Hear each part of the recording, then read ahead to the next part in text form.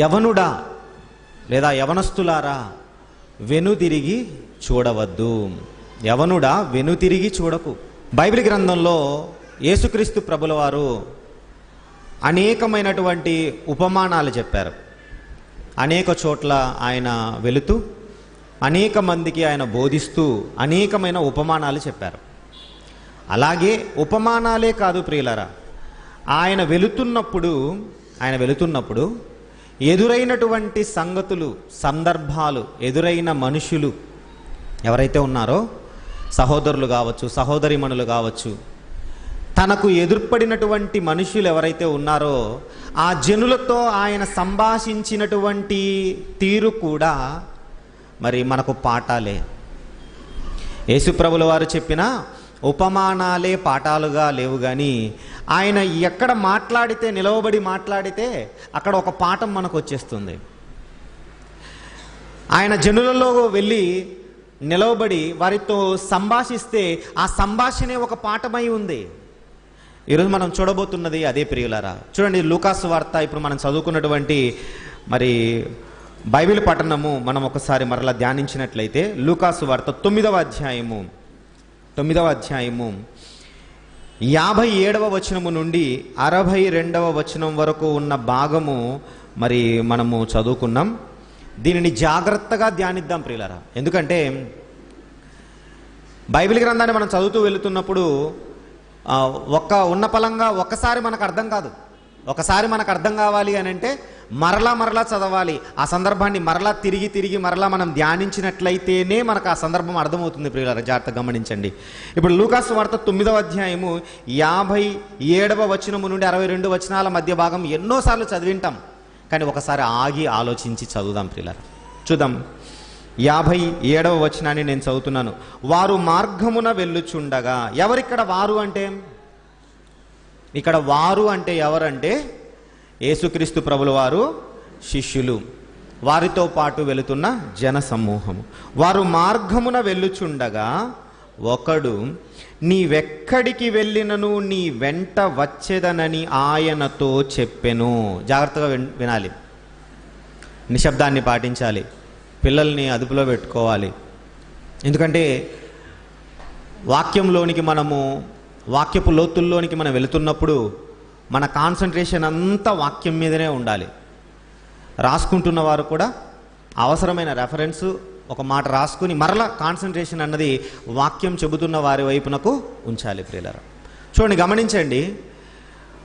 వారు మార్గములో వెళ్తున్నప్పుడు ఒకడు ఏమంటున్నాడు, నీవు ఎక్కడికి వెళ్ళినను నీ వెంట వచ్చేదనని ఆయనతో చెప్పెను.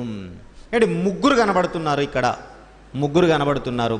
అందులో ఒకడు, కింద వచనాలలో ఇంకా ఇద్దరు ఉంటారు, ఇక్కడ ఒకడు యేసు ప్రభుల వారితో మాట్లాడుతున్నాడు. ఏమంటున్నాడు, నీవెక్కడికి వెళ్ళినను నీ వెంట వచ్చేదనని ఆయనతో చెప్పెను.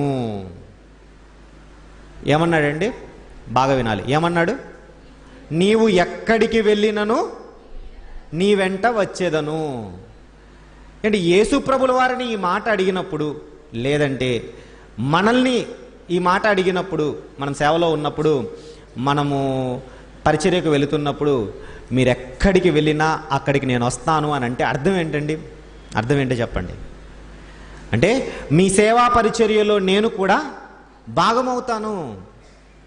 మీరు ఏ పని చెబితే ఆ పని చేస్తాను, మీ వెంట నడుస్తాను, మీతో పాటే నేను ఉంటాను అని అన్నటువంటి ఒక భరోసా, ఒక వాగ్దానం చేసినట్టేనా కాదా? ఆలోచించండి. ఈరోజు మనం కూడా ఎంతమందిని చేసి ఉంటాం? వాగ్దానాలు ఎంతమందిని చేసి ఉంటాం? తీర్మానాలు ఎంతమంది తీసుకుని ఉంటాం? దేవుని దగ్గర ఎంతోమంది తీర్మానాలు తీసుకుని ఉంటాం. నేను అది చేస్తాను ప్రభువా, ఇది చేస్తాను ప్రభువా అని. రాబోతుంది తీర్మానాల దినం. ఏంటది తీర్మానాల దినం? ఏది చెప్పండి? డిసెంబరు 31 రాత్రి, మరలా ఉదయం కూడా కాదు. ఉదయం అంతా మన పనులు బిజీగా ఉంటాం, రాత్రికి తీర్మానాలు తీసుకోవాలి. ఆ రోజు రాత్రి తీర్మానాలు ఉంటాయండి. అబ్బా బాబోయ్, జనవరి 1 రాత్రికి మర్చిపోతాం. మరలా అంటే తీర్మానాలు ఎప్పుడు మర్చిపోతాం? జనవరి 1 రాత్రికే మర్చిపోతామండి. 31 రాత్రి తీసుకున్న తీర్మానాలన్నీ జనవరి 1 రాత్రికే మర్చిపోతాం. అయ్యా ఇదిగో నేను పడుకునే ముందు తప్పనిసరిగా ప్రార్థన చేసుకునే పడుకుంటాను తండ్రి. ఇక మీదట ఈ 1వ తారీఖు నుంచి బాగా ఫుల్గా తినేసి మధ్యాహ్నము రాత్రి ఇక ప్రార్థన లేదు, ఏం లేదు. ఆ రోజు 1వ తారీఖు రాత్రే ఇక తీర్మానాలన్నీ పై, మొత్తం అన్నీ పై. కాబట్టి గమనించండి, తీర్మానం ఇస్తున్నాడు ఇక్కడ ఒక వ్యక్తి. ఏమని తీర్మానం చెప్తున్నాడు? నీవు ఎక్కడికి వెళ్ళినను నీ వెంట వచ్చేదను. తీర్మానం అయితే చాలా బాగుందండి. ఒక చెప్పిన వాగ్దానం అయితే చాలా అద్భుతంగా ఉంది. నీవెక్కడికి వెళ్ళినను అక్కడికి వస్తాను అన్న మాట వినడానికి ఎంత బాగుందంటే, ఎంత మంచి తీర్మానం తీసుకున్నాడో, ఎంత మంచి వాగ్దానం చేస్తున్నాడో, ఎంత చక్కటి నిర్ణయం తీసుకున్నాడో అన్నట్లుగా ఉంది. అప్పుడు యేసుప్రభుల వారు ఏమంటున్నారో చూడండి.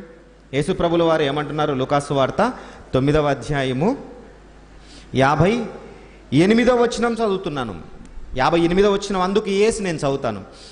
నక్కలకు బొరియలును ఆకాశ పక్షులకు నివాసములను కలవు గాని మనుష్య కుమారునికి తలవాల్చుకొనుటకైనను స్థలము లేదని అతనితో చెప్పెను. ఏమంటున్నాడండి? అతను ఆ మాట అన్నందుకు యేసుప్రభుల వారు ఏమన్నారు? ఆకాశ పక్షులకు నక్కలకు చోటుంది కానీ నాకు మాత్రం తలవాల్చుకొనుటకైనను చోటు లేదు అని అన్నాడండి. ఆయన అడిగిందేంటి? యేసుప్రభుల వారు చెప్పిందేంటి? ఆయన ఏమడిగాడు? అయ్యా మీరు ఎక్కడికి వెళితే అక్కడికి నేను వస్తాను అని అన్నప్పుడు యేసుప్రభుల వారు ఏమని చెప్పాలి? రానన్నా చెప్పాలి, వద్దనన్నా చెప్పాలి. ఆయన ఆన్సర్ ఎలా ఉందండి? ఆయన ఆన్సర్ ఎలా ఉంది? నక్కలకు బొరియలు అంటున్నాడు, ఆకాశ పక్షులకు గూళ్ళు అంటున్నాడు. అంటే వ్యక్తి మనస్సు అంతరంగాన్ని ఎరిగినవాడు యేసుప్రభుల వారు. ప్రియులారా, అంటే ఏ ఉద్దేశంతో అడుగుతున్నాడు? నా వెంట వస్తానని ఏ ఉద్దేశంతో చెప్తున్నాడు ఇతను? అంటే ఈయన వెంట వస్తే అన్నీ నాకు సమకూరుతాయి, ఈయన వెంట వస్తే భోగభాగ్యాలు ఉంటాయి, ఈయన వెంట వస్తే మంచి ఆరోగ్యం ఉంటుంది, ఆహారం ఉంటుంది, ఈయన వెంట వస్తే మంచి పలుకుబడి ఉంటుంది, ఈయన వెంట వస్తే నాకు మంచి పాపులారిటీ ఉంటుంది. చూసారా ప్రియులారా? ఈరోజు యవనస్తులు కూడా ఆలోచన అంతా ఎలా ఉంటుందంటే, ప్రభువు పనికి సమర్పించుకునేందుకోసం, సేవా పరిచర్యకు సమర్పించుకునేందుకోసం ఏమని ఆలోచిస్తున్నారో తెలుసా? ముందుగానే ప్లాట్ఫామ్ వేసుకుంటున్నారు.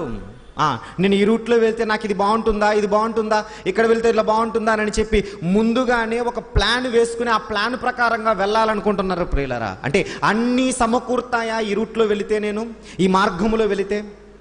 చూస్తున్నాడు, గమనిస్తున్నాడు యేసుక్రీస్తు ప్రభుల వారిని. యేసుక్రీస్తు ప్రభుల వారి వెంట వెళితే నాకేమీ డోకా ఉండదు అనుకున్నాడండి. అనుకొని ఏమనుకున్నాడు? అయ్యా నీ వెంట వచ్చేదను, నీవు ఎక్కడికి వెళ్ళినా నీ వెంట వస్తాను అని అన్నాడండి. అందుకే యేసు ప్రభుల వారు, నీ మనస్సులో ఏముందో నాకు తెలుసు, ఇదిగో ఉన్న విషయం చెప్తున్నాను, నా దగ్గర నువ్వు ఏదైనా గొప్ప స్థితి, గొప్ప స్థానం కోరుకుంటున్నావేమో. నక్కలకు బొరియలకు ఉన్నాయి, ఆకాశ పక్షులకు గూళ్ళు ఉన్నాయి, కానీ నాకు మాత్రం నా దగ్గర చిల్లి గవ్వలేదు, నా దగ్గర ఒక సెంటు భూమి కూడా నాది లేదు. ఈ భూమి మీద నేను నాదని సంపాదించుకోలేదు, నాకంటూ ఒక ఇల్లు లేదు, నాకంటూ ధనము లేదు, ఆస్తిపాస్తులు లేవు. ఇప్పుడు రా, ఏమండి, నాదంటూ ఏమీ లేదు. ఇదిగో నేను వెళుతున్నాను పరిచర్యలకు. ఎలా వెళుతున్నానంటే దేవుని మీద ఆధారపడి వెళుతున్నాను. ఈరోజు దేవుని మీద ఆధారపడి చేసే పరిచర్యలు ఉన్నాయా అండి? డబ్బుల మీద, ఆస్తుల మీద, వ్యక్తుల మీద ఆధారపడి చేసే పరిచర్యలు ఉన్నాయో ఒక్కసారి మీరే ఆత్మపరిశీలన చేసుకోండి. దేవుని మీద ఆధారపడి చేసే పరిచర్యలు లేవండి, కరువైపోయాయి. అందుకే ఆయన అంటున్నాడు, అయ్యా నీ మనస్సులో ఏముందో నాకు తెలుసు, నీ అంతరంగం నాకు తెలుసు, నువ్వేమి ఆశించి నీ వెంట వస్తానంటున్నావో నాకు తెలుసు, నా వెంట వస్తానంటున్నావో నాకు తెలుసు. నువ్వు ఏదో ఆశించి నా వెంట వస్తానంటున్నావు, అది నా దగ్గర దొరకదు. నా దగ్గర వస్తే, నా వెంట వస్తే ఇబ్బందులు, కష్టాలు, హింసలు, దినదినము చనిపోవలసి వస్తుంది, దినదినము శ్రమను అనుభవించవలసి వస్తుంది. మరి వస్తావా? ఏమండి, ఆ తర్వాత ఈ ఒకడు అన్నటువంటి వ్యక్తి 57వ వచనములో ఒకడు అని చెప్పబడింది కదా, ఆ వ్యక్తికి నెక్స్ట్ మాటలు లేవు చూడండి. చూసారా? 57వ వచనములో ఆయన అడిగాడు. 58వ వచనంలో యేసుప్రభుల వారు సమాధానం ఇచ్చారు. 59వ వచనంలో మరలా ఆయన గురించి రాయబడాలి కదా, ఆ ఒకడు మరలా ఏమన్నాడు అని లేదు. చూడండి, సమాధానం లేదు. అంటే ఏమని అర్థం తెలుసా? నీ వెంట వస్తాను అన్నప్పుడు మాటకి యేసు ప్రభుల వారి జవాబు తోడయ్యేసరికి మనసు మారిపోయింది ప్రియులరా, మారిపోయింది. అవునా, ఈయన వెంట వస్తే భోగభాగ్యాలు ఉంటాయనుకున్నాను, ఈయన వెంట వస్తే తిండికి ఇబ్బంది లేదనుకున్నాను, ఈయన వెంట వస్తే నాకు పాపులారిటీ వస్తుంది అనుకున్నాను, ఈయన వెంట వస్తే నాకు ఆరోగ్యానికి డోకా లేదు అని అనుకున్నాను, అన్నీ సమకూరుతాయి అనుకున్నాను. కానీ ఈయనకే లేదట, ఈయనకే ఏమీ లేవట, ఈయనకే చోటు లేదట. ఇక ఈయన వెంట వెళ్ళి నేనెందుకు ఇబ్బంది పడాలే అని అనుకుని ఏమయ్యాడు? యూటర్న్ తీసుకున్నాడు. అవునా కదండి? ముందుకు వెళ్ళాలనుకున్న వారి స్థితి ఎలా ఉంటుందో తెలుసండి. ఏది ఏమైనా ఏది అడ్డొచ్చినా ఏమైనా సరే నేను ముందుకే వెళ్తాను అని అన్నది ముందుకు వెళ్ళాలి అని అనుకున్న వాళ్ళ స్థితి. దేవుని మీద ఆధారపడి ముందుకు వెళ్ళాలనుకున్న వారి స్థితి అలా ఉంటుంది. ఈ వ్యక్తి ఏదో ఆశించాడు. యేసుప్రభుల వారు నా దగ్గర ఏమీ లేదయ్యా, నీవు కోరుకుంటున్నది నా దగ్గర దొరకదు అని అనేసరికి ఇక మాటలు లేవు ప్రియులరా, మాటలు లేవు. అంటే తిరిగి చూశాడు, వెనక్కి తిరిగాడు, యూటర్న్ తీసుకున్నాడు, ముందుకు సాగటం లేదు. చూద్దాం 59వ వచనంలో మరొక వ్యక్తి కనబడుతున్నాడు. అక్కడ 59వ వచనంలో ఆయన మరి ఒకనితో నా వెంట రమ్మని చెప్పెను. బా, ఇక్కడ మరి విచిత్రం అండి. యేసు ప్రభుల వారే ఒక వ్యక్తిని పాయింట్అవుట్ చేసి అయ్యా నువ్వు నా వెంట రా అన్నాడు. ఫస్ట్ వ్యక్తి ఆయనకై ఆయనే అడిగాడండి. మొదటి వ్యక్తి నేను నీ వెంట వస్తాను అని. రెండవ వ్యక్తిని యేసు ప్రభుల వారే పాయింట్అవుట్ చేసి ఇదిగో సిమోను, ఇదిగో యాకోబు, ఇదిగో పేతురు, ఇదిగో ఇస్సాకు అని పేరు పెట్టి పిలిచి ఇదిగో నా వెంట రా అని అన్నాడు. మనల్ని కూడా దేవుడు ఆయా సందర్భాలలో దేవుని మాటల ద్వారా, దైవ సేవకుల మాటల ద్వారా బైబిల్ చదువుతున్నప్పుడు ప్రేరేపణనిస్తూ ఉంటాడు. ఇదిగో నా కొరకు బ్రతుకు, నా కొరకు సువార్త పని చేయి, నా కొరకు దేవుని కొరకు బ్రతికే పనిలో నువ్వు ఉండు, సేవా పరిచర్యలో నువ్వు ఉండు అని నీకు ప్రేరేపణ కలిగిస్తూ ఉంటాడు. అంటే ఆయనే పిలుస్తాడు, ఆయనే నా వెంట రా అనని నిన్ను అడుగుతాడు. అడిగినప్పుడు మన సమాధానాలు ఉంటాయి చూడండి, మన సమాధానాలు ఉంటాయి, మన ఆలోచనలు ఉంటాయి. అమ్మో ఇప్పటికిప్పుడు అన్నీ వదిలేసి దేవుని పరిచర్యకు వెళ్ళాలంటే ఏంటి పరిస్థితి, ఇంటి దగ్గర ఉన్న వాళ్ళ పరిస్థితి ఏంటి, నా పరిస్థితి ఏంటి, నా ఫ్యూచర్ ప్లాన్స్ ఏంటి, నేను అనుకున్నవి ఏంటి, రకరకాలైనటువంటి ఆలోచనలోకి వెళ్ళిపోతాం. ఇప్పుడు ఈ వ్యక్తి ఏమని సమాధానం ఇస్తున్నాడో మనం ఒకసారి చూడాలి ప్రియులారా. ఇప్పుడు మనకు కూడా ఎదురవుతాయి కొన్ని ఎదురవుతాయండి. పాస్టర్ గారు దైవ సేవకులు సంఘంలో కొన్ని పనులు చెప్తారు. పనులు చెప్పినప్పుడు మనం తప్పించుకుంటామండి. ఒకసారి చెప్పిన సాకు మరొకసారి చెప్పకుండా చాలా జాగ్రత్త పడతాం. మరలా ప్రతిసారి ఇదే సాకు చెబితే బాగోదని అలాగ సాకులు చెప్పుకుంటూ వెళ్ళిపోతామండి. ఇక పాస్టర్ గారికి కూడా అర్థమైపోతుంది, సేవకుడికి కూడా అర్థమైపోతుంది, ఇతను పనికి రాడు, వచ్చేవాడు ఇలాంటి సాకులు చెప్పడు, ఏదో ఒక రకంగా వీలు కలగజేసుకుని వస్తానంటాడు. లేకపోతే ఆ యొక్క నిజమైనటువంటి కారణం ఏదైనా ఉంటే చెప్పటానికి ప్రయత్నం ఉంటుంది. కానీ ఇక్కడ ఈ వ్యక్తి చెప్పే సాకు చూడండి, ఒక్కసారి మనము కరిగిపోతామండి. ఎవరైనా సరే కరిగిపోవాల్సిందే ఈ సాకు చెబితే. 9వ అధ్యాయము 59వ వచనం చదువుతున్నారు.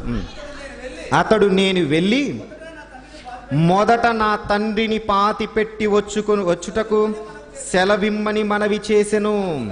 చాలండి. ఏమంటున్నాడు? నీవు నా వెంట రా అని యేసుప్రభుల వారే పిలుస్తున్నారు. పిలిచినప్పుడు ఈయన చెప్పినటువంటి సాకుకు మిగతా వాళ్ళు ఎవరైనా సరే ఏమనాలో తెలుసండి? అవునా, అయ్యో నేను కూడా వస్తాను పదా నీతో పాటు అనాలి. ఆయన చెప్పినది ఏంటో తెలుసండి కారణం? మొదట వెళ్ళి నా తండ్రిని పాతి పెట్టి వచ్చుటకు సెలవి. నాకు ఇది చదివేటప్పుడు చాలాసార్లు ఒకటి జ్ఞాపకం వచ్చింది. బాగా చదవండి, మీరు కూడా అర్థం చేసుకోండి. ఈ 3 సందర్భాలలో ముగ్గురు వెనుతిరిగిన వారే. మొదట ఒకడు, రెండవవాడు మూడవవాడు, ముగ్గురు కనబడుతున్నారు. ముగ్గురు ఏదో ఒక విధంగా వెనుతిరిగిన వారే, పనిలో ఉన్నవారు కాదు, ముందుకు సాగిన వారు కారు. ఇప్పుడు ఇతను కూడా యేసుప్రభుల వారే పాయింట్అవుట్ చేసి, ఇదిగో అయ్యా నిన్నే, నువ్వు నా వెంట రా అని అన్నప్పుడు ఈయన ఏం చేయాలో అర్థం కాలేదు, ఏం మాట్లాడాలో అర్థం కాలేదు. ఇప్పుడు తప్పించుకోవాలి. ఇందాక సమాధానం విన్నాడు కదా, ఈయన కూడా మార్గంలో వెళ్తున్నప్పుడు మొదటి వాడికి ఇచ్చిన సమాధానం ఈయన విన్నాడా లేదా?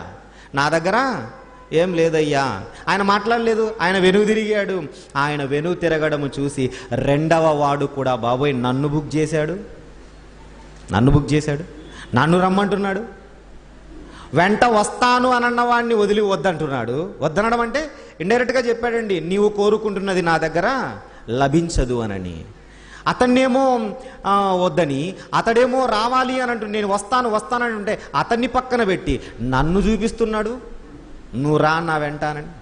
యేసుప్రభుల వారు ఇదిగో ఇలాంటోళ్ళు కూడా ఉంటాడని చెప్పటానికి చూపించాడండి. ఇలాంటోడు కూడా ఉంటాడు అనని. అతడిచ్చిన సమాధానం, మొదట వెళ్ళి నా తండ్రిని పాతి పెట్టుకొనుటకు నాకు సెలవిమ్ము.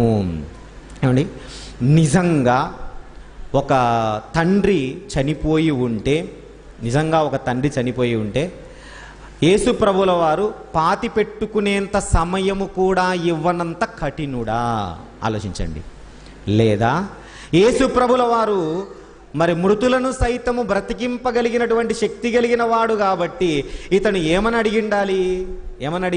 అయ్యా నా యొక్క తండ్రి చనిపోయాడు, నా తండ్రి మా యజమానుడు, ఆయన నాకు దిక్కు ఆయనే, మరి మా కుటుంబానికి ఎవరూ లేరు, మరి ఆయనే పోతే ఇక నేనే కదా మా కుటుంబానికి దిక్కు, ఆయన లేకుండా పోతే ఎలా అయ్యా, ఆయనను ఒకసారి చూదురాయానను, ఆయనను బ్రతికించను చెప్పాల్సింది పోనిచ్చి ఇతను పాతి పెట్టి వస్తానంటాడేంటి? నిన్న రాత్రి మనము సందేశం విన్నాం. యేసుప్రభుల వారు మనతో ఉంటే మరి 3 సందర్భాలలో ఎలాంటి స్థితులు ఉన్నాయో మనం నిన్న రాత్రి విన్నాం ప్రియులారా, సునీల్ అన్న ద్వారా. ఇతను అబద్ధమైనా చెప్పిండాలి, లేదంటే అవిశ్వాసముతోనైనా ఉండిండాలి.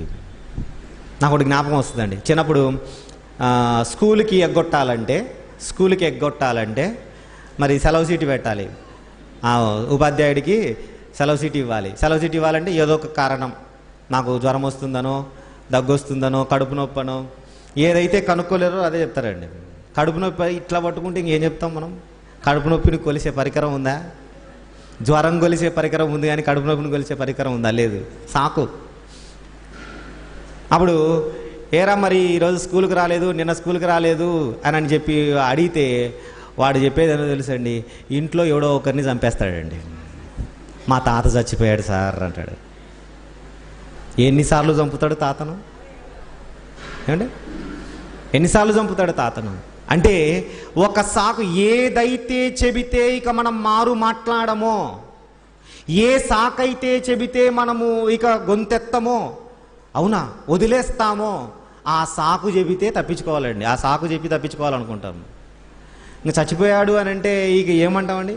సెలవు ఇవ్వాలంటే, ఆఫీసులో సెలవు ఇవ్వాలన్నా ఏదన్నా ఎవరో ఒకరిని చంపాలి. అత్తనో, మామనో, తాతనో, ఎవరినో ఒకరిని అవ్వనో చంపేయాలి. లిటరల్గా వాళ్ళు చచ్చిపోయి ఉండరు, లేదంటే వాళ్ళు చచ్చిపోయి చాలా రోజులు అయి ఉంటుంది, మరలా చంపేస్తాం. ఈ వ్యక్తి కూడా అలాగే అనిపించాడండి నాకు.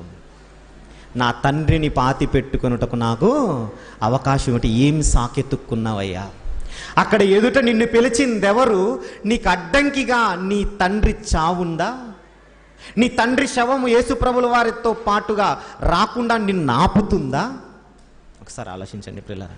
మనం తిరిగి చూడటానికి, వెనుకంజ వేయటానికి, దేవునిలో ముందుకు కొనసాగకుండా వెనక్కి తీసుకోవడానికి ఏది మనల్ని అడ్డగిస్తోంది ప్రియులారా? ఈరోజు యేసు ప్రభుల వారితో పాటుగా ముందుకు కొనసాగనివ్వకుండా నిన్ను ఆపుతున్నది ఏది? అప్పుడు యేసు ప్రభుల వారి సమాధానం, యేసు ప్రభుల వారి మనలాంటి మాస్టర్ల లాంటి మాస్టర్ కాదు కదా. ఆయన ఇలాంటి సాకులకు విని శాంక్షన్ చేయడానికి ఆయన ఏం సమాధానం ఇచ్చాడు? ఏమన్నాడు? నెక్స్ట్ చదువుదాం. లూకాసు వార్త 9వ అధ్యాయము. అందుకైన మృతులు తమ మృతులను పాతి పెట్టుకొన నిమ్ము, నీవు వెళ్ళి దేవుని రాజ్యమును ప్రకటించుమని వానితో చెప్పిన. దిమ్మ తిరిగిపోయిందండి ఈ మాటకి. ఎవరైనా చచ్చిపోయాడు మా నాన్న అని అంటే వెంటనే పర్మిషన్ గ్రాంటెడ్ పో అని అంటారు. కానీ ఈయనేమంటున్నాడు? మృతులు తమ మృతులను పాతి పెట్టుకొన నిమ్ము, నీవైతే దేవుని రాజ్యమును ప్రకటించు. ఎందుకయ్యా చనిపోయిన వాళ్ళ గురించి ఆలోచిస్తున్నావు? లేదా సాకు చెబుతున్నావా? ఏంటి దేవుడికి, యేసుప్రభుల వారికి అంతరంగం తెలుసండి. అతడు నిజంగా అబద్ధం చెప్పాడా, నిజం చెప్పాడా, లేకపోతే సాకుతో తప్పించుకోవాలనుకున్నాడా? దేవునికి తెలుసు, దేవునికి తెలుసు. ఈరోజు ఇలాంటి సాకులు చెప్పి దేవుని పరిచర్యకు రాకుండా, దేవుని పనిలో కొనసాగకుండా, సేవలో ముందుకు కొనసాగకుండా ఉంటున్నామేమో ఒకసారి ఆలోచించండి. వెనుతిరిగి చూడకూడదు. ఈ రెండవ వ్యక్తి వెనుతిరిగి చూస్తున్నాడు, వెనుతిరిగి చూస్తున్నాడు. ఇక మాటలు లేవండి. ఆ తర్వాత కూడా యేసుప్రభుల వారు కూడా ఆ మాట చెప్పారు. ఆయన తర్వాత ఆయన మాట వినపడలేదు. మొదటి ఆయన మాట ఎలా వినపడలేదో ఈయన మాట కూడా వినపడలేదు. ఈయన కూడా మౌనం అయిపోయాడు. మౌనం అంటే ఇక అంగీకరించినట్టే, ఇక నేను రానులే బాబు అని అన్నట్టు. ఇక మూడవ వ్యక్తి చూద్దాం. 61వ వచనం. మరి ఒకడు, ప్రభువా నీ వెంట వచ్చేదను గాని నా ఇంట ఉన్న వారి యొద్ద సెలవు తీసుకొని వచ్చుటకు మొదట నాకు సెలవిమ్మని అడుగగా. ఇద్దరిని చూసి బాగా డిస్టర్బ్ అయిపోయినట్టున్నాడు, బాగా చాలా ఇబ్బంది పడుతున్నాడండి. 2 సందర్భాలను చూశాడు కదా. ఒకడేమో నీ వెంట వస్తాను అని అంటే యేసుప్రభుల వారు ఇలాగ చెప్పేసరికి అతను కామయ్యాడు. రెండవ వ్యక్తి ఏమో నువ్వు నా వెంట రా అని చెప్పి యేసుప్రభుల వారే పిలిస్తే ఈయన నా తండ్రిని పాతిపెట్టి వస్తానని చెప్పి ఈయన సైడ్ అయిపోయాడు. ఇద్దరు సైడ్ అయిపోయేసరికి మూడవ వ్యక్తికి టెన్షన్ పుట్టుకునిందండి. బాబు యేసుప్రభుల వారు ఏమైనా చాలా ఫీల్ అవుతున్నారో ఏమో, ఇద్దరు రాకుండా వెనకంజ వేశారు కాబట్టి నేనైనా ముందుకు వెళ్దాము అని చెప్పి మూడో వ్యక్తి వచ్చాడు ముందుకి. మూడో వ్యక్తి ఏమంటున్నాడు? ప్రభువుల వారు అడగలేదు, ఈ ఇద్దరిని చూసి ఇన్స్పైర్ అయ్యి ప్రభువా నీ వెంట వచ్చేదను. తర్వాత ఏముంది? గాని అని ఉంది. ఏముందండి? మరి ఒకడు ప్రభువా నీ వెంట వచ్చేదను గాని అని ఉందంటే అక్కడేదో గూని ఉన్నట్టే, అక్కడేదో వంకర ఉన్నట్టే. అంటే మనం ఏదైనా చెప్పేటప్పుడు వాగ్దానం ఇచ్చి అన్న వస్తాను గాని అన్నారంటే ఇక రారని అర్థం. డిసైడ్ అయిపోండి. ఏమండి, పనులు చాలా జరిగాయండి ఈ మీటింగ్ పనుల నిమిత్తం. ఈ మీటింగ్ పనుల కొరకు చెప్పినప్పుడు కొంతమంది వాగ్దానాలు, కొంతమంది తీర్మానాలు, అది చేస్తాం, ఇది చేస్తాం, అది వస్తాం, వస్తాము కానీ చేస్తాము కానీ అన్నారంటే ఇక చేయరని అర్థం. అర్థం చేసుకోవాలి. ఇక్కడ ఈయన కూడా ఏమంటున్నాడంటే నీ వెంట వచ్చేదను గాని అంటున్నాడంటే కండిషన్ సప్లై అంటున్నట్టు. అంటే దేవుని పని నిమిత్తం కండిషన్లు పెట్టుకుంటావా? కండిషన్లతో పని చేస్తావా? ఏమండి, అన్కండిషనల్ లవ్ ఆయనదైతే నీది కండిషన్తో కూడిన లవ్వా? ఏమంటున్నాడు తెలుసా? గాని ఈయనక అడ్డంకి ఏదో చూద్దాం. నా ఇంట ఉన్న వారి యొద్ద సెలవు తీసుకొని వచ్చుటకు మొదట నాకు సెలవిమ్మని అడుగగా. ఆయన పర్మిషన్ ఎందుకు మరలా దానికి? ఆయన్నే అడుగుతున్నాడు. నా ఇంట ఉన్న వారి యొద్ద, ఈయన నిన్నేం రమ్మనలేదు, నీకై నువ్వే వస్తానంటున్నావు. కొంతమంది చూడండి, వాగ్దానాలు ఎవరు అడగరు, ఏం చేయరండి, వాగ్దానాలు చేస్తారు. కానీ చాలా చాలా రకాలైనటువంటి సాకులతో తప్పించేసుకుంటూ ఉంటారు. ప్రియులారా, స్టెప్ బ్యాక్ వేస్తారు, యూటర్న్ తీసుకుంటారు. ఈరోజు ఇతను కూడా ఏం చేస్తున్నాడు తెలుసండి? ఇతను నిజంగా రావడానికేనా? ఇంట ఉన్న వారి యొద్ద సెలవు పుచ్చుకొని వచ్చుటకు నాకు సెలవిమ్ము. పోనీ యేసుప్రభుల వారు అడుగుతున్నాడు, బాగానే ఉంది, యేసుప్రభుల వారు పంపించారే అనుకుందాం. ఇంట్లో ఉన్న వాళ్ళు వద్దంటే వస్తాడా? రాడు. ఎందుకు? ప్రయారిటీ ఎవరికి ఇస్తున్నాడు? దేవునికా, ప్రభుల వారిక, ప్రభువు పనిక, ఇంట్లో ఉన్న వాళ్ళ తీర్మానానిక, లేదంటే ఇంట్లో ఉన్న వాళ్ళ సమ్మతిక? ఎవరి సమ్మతి కోరుతున్నాడు ఇక్కడ? ఇంట్లో ఉన్న వాళ్ళను అడిగేసి వస్తాను అని అంటున్నాడండి. ఏమండి, మనము ఎవరైనా బైక్కి అడ్డంగా వచ్చినా, మన వెహికల్కి అడ్డంగా వచ్చినా ఏమంటాం? ఇంట్లో చెప్పొచ్చావా అని అంటామండి. అవునా? ఇంట్లో చెప్పొచ్చావా అన్నాడు. ఏమంటే ఇక్కడ యేసుప్రభుల దగ్గరికి వస్తున్నది మరి మరణించడానికి, అంటే ఇక పూర్తిగా ఇక నాశనం అయిపోవడానికి వచ్చినట్టుగా భావించి ఇంట్లో చెప్పొస్తాను, చివరి చూపు చూసొస్తాను అని అన్నట్టు మాట్లాడుతున్నాడు. చాలామందికి భావన దేవుని సేవ పరిచర్య అని అంటే ఇక పూర్తిగా కుటుంబాన్ని అంతా వదిలేసి ఇక ఏమీ లేకుండా పూర్తిగా వెళ్ళిపోవాలా అన్న ధ్యాసలో కొంతమంది ఉన్నారండి. నాకు తెలిసిన ఒక ఆయన ఉన్నాడు, ఉద్యోగాన్ని వదిలేశాడు, భార్యను వదిలేశాడు, పిల్లలను వదిలేశాడు, తల్లిదండ్రులను వదిలేశాడు, బైబిల్ సంకలో పెట్టుకున్నాడు, వెళ్ళిపోయాడండి. ఎక్కడికి? తెలుగు రాష్ట్రాల్లో కుదరదట, ఎక్కడో అక్కడికి నార్త్కి వెళ్ళిపోతాను, నార్త్కు రమ్మన్నాడు నన్ను దేవుడు అని చెప్పి వెళ్ళిపోయాడండి. నీ ఇంట భార్యను వదిలిపెట్టావు, పిల్లలను వదిలిపెట్టావు, తల్లిదండ్రులను వదిలిపెట్టావు, నీకు నీ భాష తెలిసిన ప్రజలను వదిలిపెట్టావు. నువ్వు పరిచర్య చేయడానికి ఇక్కడ చోటు లేదా? ఇక్కడ పరిస్థితి లేదా? ఆ అవకాశం లేదా? ఇక్కడ బోలెడంత ఉంది పని ఇక్కడ. మరి ఇక్కడ వదిలిపెట్టి నార్త్కి వెళ్ళి మరి పోనీ హిందీ నీకు వచ్చా అని అనుకుంటే నేర్చుకుంటాను బ్రదర్ అంటున్నాడు. నేర్చుకుంటాను బ్రదర్. రాని భాషను నేర్చుకుని అక్కడికి వెళ్ళి చేయాల్సిన పరిచర్య ఏదో వచ్చిన భాషతో ఇక్కడే దేవుని పని, కొంతమందిని రక్షించే పని, నీ ఇంటి వారిని బాగుగా చూసుకుంటూ చేయాల్సిన పని చేయొచ్చు కదా. వదిలేసి రమ్మని చెప్పలేదండి, వద్దంటే వదిలేయమన్నాడు. వద్దంటే వదిలేయమంటే ప్రభువు పనికి ఆటంకమైతే వదిలేయమన్నాడు. అంతే తప్ప ప్రభువు పిలిచాడని ఇంట్లో ఉన్న వాళ్ళని వదిలేసి రమ్మని లేదు. ప్రభు పరిచర్యకు, ప్రభువు పనికి వారు ఆటంకంగా ఉంటే అవసరమైతే ప్రాణం పోయేంతగా వారిని రక్షించుకునేందుకు ప్రయత్నం చేయాలి, కానీ ఉన్న పలంగా వాళ్ళను వదిలేసి వచ్చేయమని ఎప్పుడు చెప్పడు ప్రియులారా మన ప్రభువు. కాబట్టి ఆలోచించండి. 3 వ్యక్తులు ఇక్కడ గమనిస్తూ ఉన్నాం. 3 వ్యక్తులు వెనుతిరిగిన వారే. అప్పుడు ఈయనతో ఏమని సమాధానం ఇచ్చాడు? ఈ 3 బట్టి ఈయనతో సమాధానం ఇచ్చినటువంటి మాట ప్రభువారు 62వ వచనం యేసు అంటున్నాడు, నాగటి మీద చెయ్యి పెట్టి వెనుక తట్టు చూచువాడెవడును దేవుని రాజ్యమునకు పాత్రుడు కాడని వానితో చెప్పాను. ఒకసారి చెయ్యి పెట్టావు, నాగటి మీద చెయ్యి పెట్టావు, దున్నడానికి సిద్ధమయ్యావు, ప్రభు పరిచర్యలో ముందుకు కొనసాగటానికి తీర్మానం తీసుకున్నావు. ఇక నిన్ను వెనుక తట్టు చూడడానికి నిన్ను లాగుతున్నవి ఏవైనా సరే వాటిని నిన్ను నిర్లక్ష్యం చేయాలి, వాటిని వదిలిపెట్టాలి. ప్రియులారా, ఈరోజు వదిలిపెట్టే పరిస్థితి లేదండి. ఈరోజు వదిలిపెట్టే పరిస్థితి లేదు. ఒక్కొక్కరు ఒక్కొక్క సాకులు, ఒక్కొక్కరు ఒక్కొక్క పరిస్థితులు వెతుక్కుంటున్నారు. ప్రభు పనికి కాకుండా దేనికోసమో వెతుక్కుంటున్నారు. ఇలా వెతుక్కుంటున్న వాళ్ళందరి కోసం యేసు ప్రభుల వారు చెప్పిన మాట, నాగటి మీద చెయ్యి పెట్టి వెనుక తట్టు చూచువాడెవ్వడును పాత్రుడు కాడు. ఏ కారణం నీకు దేవుని నుండి నిన్ను దూరం చేస్తుంది? ఒక యవనస్తుడు వచ్చాడండి. ఆ యవనస్తుడు అనుకుంటున్నాడు, నేను బాగుగా బ్రతుకుతున్నాను కదా అనుకుంటున్నాడు. నేను దొంగతనం చేయలేదు, అబద్ధం ఆడడం లేదు, వ్యభిచరించడం లేదు, ఏమీ అన్నీ నేను పాటిస్తున్నాను, ఆజ్ఞలన్నింటినీ నేను పాటిస్తున్నాను అన్నాడు. అప్పుడు యేసుప్రభులు వారు ఏమన్నారు ఆయనతో? నీకు ఒకటి కొదువగా ఉంది, ఆ ఒక్కటి నువ్వు వదులుకోలేనిది, నిన్ను ఈ లోకం వైపునకు లాగుతున్నది. యేసుప్రభులు వారు చెప్పారు అని అంటే చాలా జాగ్రత్తగా మనం వినాలి, నేర్చుకోవాలి ప్రియులారా. ఈరోజు ఆ ఒక్కటే ఆయనను పరలోకం పోగొట్టుకునేటట్టు చేసింది. అదే ధనాపేక్ష, ధనము మీద ఆశ, ఆస్తి మీద ఆసక్తి. ఇదిగో ఆస్తి, మిగుల ఆస్తి గలవాడు గనుక అతడు ఎలాగపోయాడట? ముఖము చిన్నబుచ్చుకొని వెళ్ళిపోయాడండి. వ్యసనపడుచు ముఖము చిన్నబుచ్చుకొని వెళ్ళిపోయాడట అండి. అంటే అతను వదులుకున్నది ఎవరినో తెలుసా? అతను వదులుకున్నది దేన్నో తెలుసా? పరలోకాన్ని వదులుకున్నాడు ప్రియులారా. ప్రభువును వదిలిపెట్టాడు అనంటే, ప్రభువు మాటకు వెనుతిరిగాడు అనంటే, ముందుకు వెళ్లకుండా అవును ప్రభు, ఎస్ నేను చేస్తాను. ఒక జక్కయ్యతో యేసుప్రభుల వారు నీ ఆస్తిని అమ్ము బీదలకిమ్ము అని ఏం చెప్పలేదండి. నీ ఆస్తిని అమ్మి బీదలకిమ్ము అని ఏం చెప్పలేదు. నాలో ఇదే కొదవ అని అతను గుర్తించాడు, గ్రహించాడు. కానీ యవనస్తుడు గ్రహించలేకపోయాడు ప్రియులారా. ప్రభుల వారితో చెప్పించుకున్నా కూడా మరలా ఏం చేశాడు? బ్యాక్ స్టెప్ వేశాడు, వెన్ను తిరిగి చూశాడు. ఈరోజు నా జీవితంలో యవనస్తుడా వెను తిరిగి చూస్తున్నావేమో, నిన్ను వెనుక తట్టు లాగుచున్నది ఏవో ఒకసారి ఆలోచించుకో. ఈ లోకములో ఉన్న ఆశలు నిన్ను వెనుక తట్టు లాగుతూ ఉండొచ్చు.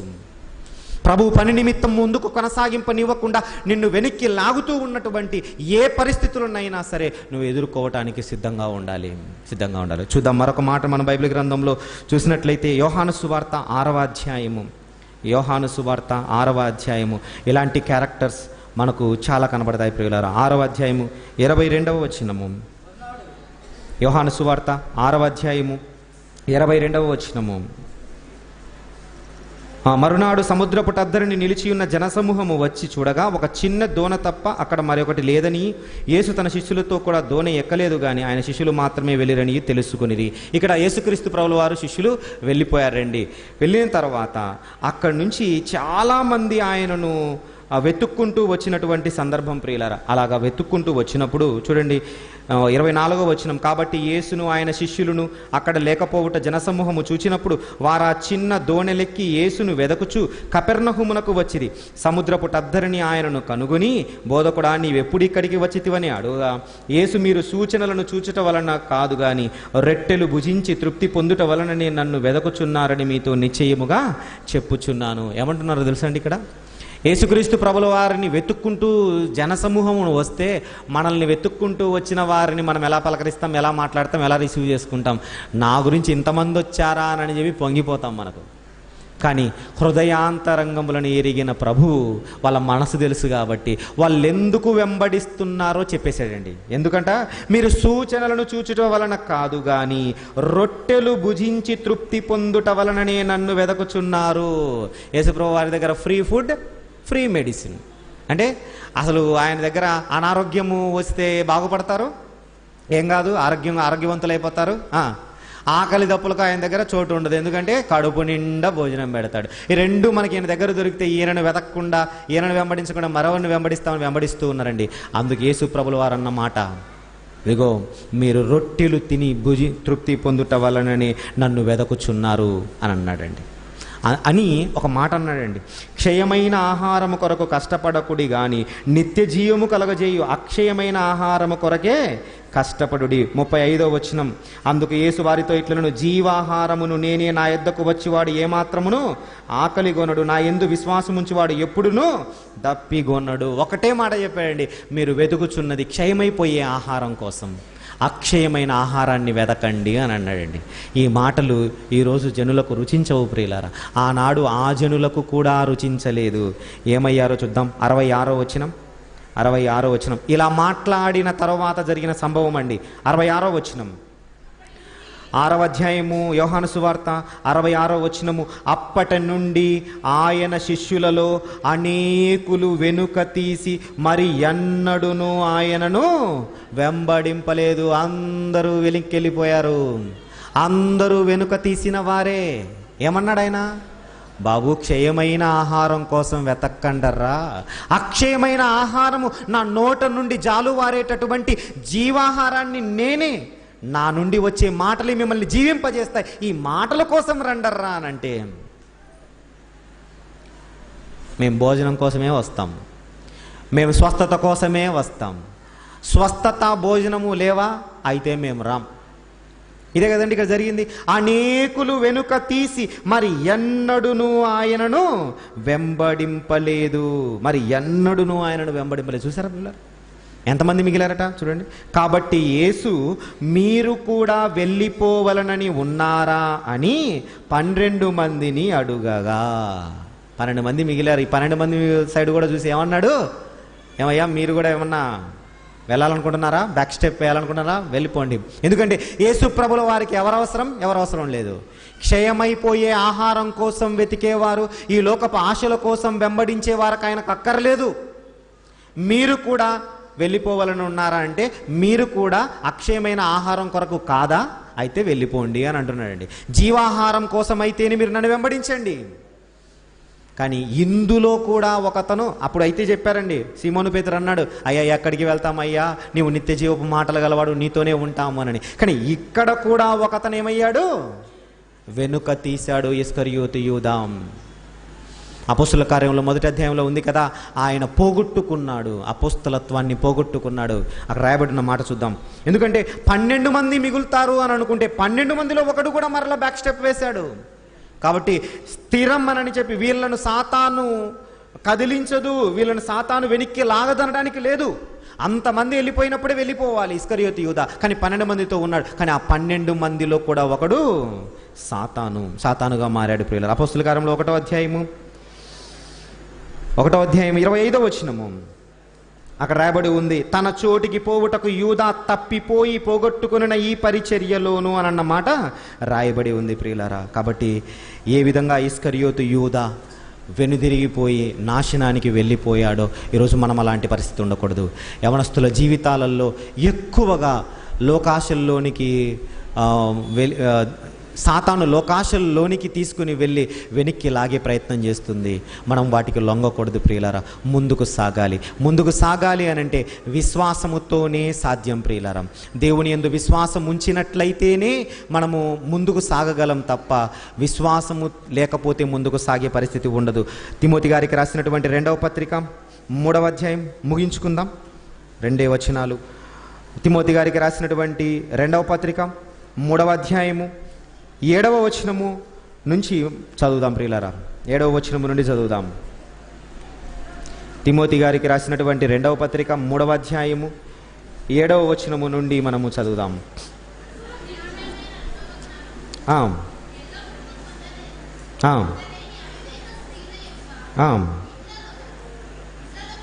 ఇళ్ళలో చొచ్చి అక్కడ 7వ వచనము నుండి మీరు చదువుకుంటూ వెళితే ప్రియులారా 9వ వచనంలో ఒక మాట రాయబడి ఉంది చూడండి. అయినను వారి అవివేకమేలాగు తేటపడెనో అలాగే వీరిది కూడా అందరికీ తేటపడును గనుక వీరు ఇక ముందుకు సాగరు. వీళ్ళు ముందుకు సాగేవారు కారు. ఎవరు అనంటే మొదటి వచనం నుండి మొత్తం ఉంది, చదువుకోండి. సమయం లేదు కాబట్టి వివరించడం.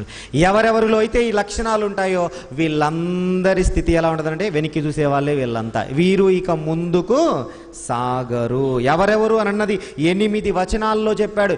8 వచనాలలో చెప్పేంత మంది ఉన్నారు. వెనుతిరిగి చూసే వాళ్ళ లిస్ట్ అక్కడ ఉంది, సమయం లేదు. కాబట్టి వెనుతిరిగి చూడకుండా ముందుకే సాగేవారు ఎవరో తెలుసండి? 10వ వచనం. అయితే నీవు నా బోధను, నా ప్రవర్తనను, నా ఉద్దేశమును, నా విశ్వాసమును, నా దీర్ఘశాంతమును, నా ప్రేమను, నా ఓర్పును, అంతియొకయో ఈకొనియా లుస్త్రాను పట్టణములలో నాకు కలిగినట్టి శ్రమలను, హింసలను, ఉపద్రవములను తెలుసుకుని వాడవై నన్ను వెంబడించితివి. నీవు వెనుతిరిగి చూడలేదు. ఇవన్నీ చూసినా కూడా నీలో చలనం కలగలేదు. వెనక్కి వెళ్ళిపోవాలని నీవు నన్ను వెంబడించావు తిమోతి, నీవు నన్ను వెంబడించావు అని చెప్తున్నారు ప్రియులారా. ఈరోజు ఒక యవనస్తుడైన తిమోతిని ముందుకు నడిపేటట్టుగా చేసింది పౌలు గారి జీవితం, పౌలు గారు ఉపదేశం, పౌలు గారి ఓర్పు, పౌలు గారు పడిన శ్రమలు, పౌలు గారు చూపిన విశ్వాసం. కాబట్టి నిన్ను బట్టి ఇతరులు నిన్ను వెంబడించేటట్టుగా, క్రీస్తులోనికి వచ్చేటట్లుగా నీ జీవితం ఉండాలి, నీ ప్రవర్తన ఉండాలి. నీ ప్రవర్తన కొంతమందిని వెనుతట్టు తిరిగి చూసేటట్టుగా ఉండకూడదు. కొంతమంది చూడండి, కొంతమందిని బట్టి కొంతమంది వెనక్కి వెళ్ళిపోతారు. కొంతమందిని బట్టి కొంతమంది క్రైస్తవ్యాన్ని వదిలేస్తారు. కొంతమందిని బట్టి యేసుక్రీస్తు ప్రభుల వారి మీద వ్యతిరేక భావం కలిగి ఉంటారు. నిన్ను బట్టి ఇదిగో వాళ్ళు వెనక్కి వెళ్ళిపోయే పరిస్థితి నువ్వు తెచ్చుకోకూడదు. అందుకే తిమోతికి ఎంత జాగ్రత్తగా చెప్పాడంటే, ఇదిగో నీ ప్రవర్తన విషయమై జాగ్రత్తగా చూసుకో. ఆ మాట కూడా చూద్దాం.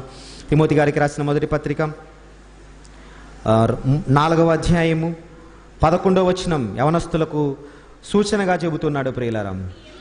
నీ యవనమును బట్టి ఎవడును నిన్ను తృణీకరింపనీయకము గాని మాటలోను, ప్రవర్తనలోను, ప్రేమలోను, విశ్వాసములోను, పవిత్రతలోను విశ్వాసులకు మాదిరిగా ఉండుము. వీటన్నింటిలో నువ్వు మాదిరి కలిగి ఉన్నట్లయితేనే జాగ్రత్త పడాలి. ఫిలిప్పీ పత్రికలో ఉంది కదా, వెనుక ఉన్నవి మరచి ముందుకే సాగిపోవాలి. ఈరోజు నీ గత జీవితం మరలా నువ్వు తవ్వుకుంటే, గత జీవితాన్ని మరలా తరచి చూసుకుంటూ ఉంటే ముందుకు సాగలేవు. విశ్వాసమునకు కర్త అయిన యేసు వైపు చూస్తూ ముందుకు సాగాలి ప్రియులారా. ఈరోజు వెనుతిరిగి చూడక ముందుకే వెళ్ళే వారంగా మనం ఉండాలని కోరుకుంటూ నా ఈ మాటలు ముగిస్తున్నాను. ప్రార్థన చేసుకుందాం. ప్రేమగల తండ్రి, అయ్యా మీ మాటలు ఇంతవరకు మేము విన్నాం నాయన. తండ్రి, మా ఆత్మలను నశింప చేసుకున్నటకు మేము వెనుక తీయువారము కాము, మేము వెనుక తీసేటటువంటి వాళ్ళము కాము అయ్యా. మేము బ్యాక్ స్టెప్ వేస్తే నాయన మీలో ముందుకు కొనసాగకుండా మేము తండ్రి మా జీవితంలో తీసుకునేటటువంటి నిర్ణయాలు అయ్యా మమ్మల్ని పాతాళానికి, నిత్యాగ్ని దండనకు చేరుస్తున్నాయేమో నాయన. తండ్రి, మమ్మల్ని మేము సరిచేసుకునేటటువంటి అవకాశం మీరు ఇచ్చారు తండ్రి. అయ్యా, అనేకులు వెంబడించిన వారు యేసుక్రీస్తు ప్రభుల వారిని తండ్రి వెంబడించక వెన్నుతిరిగారు నాయన. మేము చూసినటువంటి సందర్భంలోని 3 వ్యక్తులు కూడా నాయన యేసు ప్రభుల వారి వెంట వెళ్ళిన వారు కారు తండ్రి. తను మేము చూసినటువంటి యవనస్తుడు, ధనవంతుడైన యవనస్తుడు కూడా వెనుతిరిగి చూసినటువంటి క్యారెక్టర్ నాయన. శిష్యులలో 12 మంది శిష్యులలో ఇస్కరియోతు యూదా అనబడిన వారు కూడా నాయన తండ్రి అయ్యా వెనుతిరిగి చూసి నరకానికి వెళ్ళిపోయాడు నాయన తండ్రి. ఈరోజు మేము నరకాగ్నికి వెళ్ళకుండా తండ్రి మేము జారిపోకుండా నాయన మా విశ్వాసమును కాపాడుకుంటూ ముందుకే సాగిపోయే వారంగా మేము ఉంటకు కృప చూపండి నాయన. ఏవి తండ్రి ఈరోజు మీ నుండి మమ్మల్ని వేరు చేసేది ఏది నాయన? ఖడ్గమా, శ్రమన, కరువా, ఉపద్రవమా? ఏదీ లేదు నాయన తండ్రి. మీ ఎందుండి నాయన తండ్రి ఏ కష్టం ఎదురైనను ఒక పౌలు మహనీయుని వలె ముందుకే మా ప్రయాణం అని అన్నట్లుగా మేము కొనసాగుటకు కృప చూపండి నాయన. ఏది ఏమైనను నాయన తండ్రి ప్రభువా మిమ్మల్ని వదలకుండా ఉండగలిగే విశ్వాసాన్ని మాకు ప్రసాదించుమని ప్రార్థిస్తూ ఇక్కడ కూర్చున్న యవనస్తులను ముఖ్యంగా నాయన తండ్రి లోకాశల వైపునకు సాతాను లాగుతూ ఉండగా నాయన వారు వెనుతట్టు తిరిగి చూడకుండా మీ ప్రియకుమారుడి వైపునకే, విశ్వాసమును కర్త అయిన మీ ప్రియకుమారుడి వైపునకే చూస్తూ ముందు కొనసాగుటకు కృప చూపమని మా ప్రభువు రక్షకుడైన యేసుక్రీస్తు ప్రభువారి పేరట ఈ ప్రార్థన అడిగి వేడుకొనుచున్నాం తండ్రి. ఆమేన్.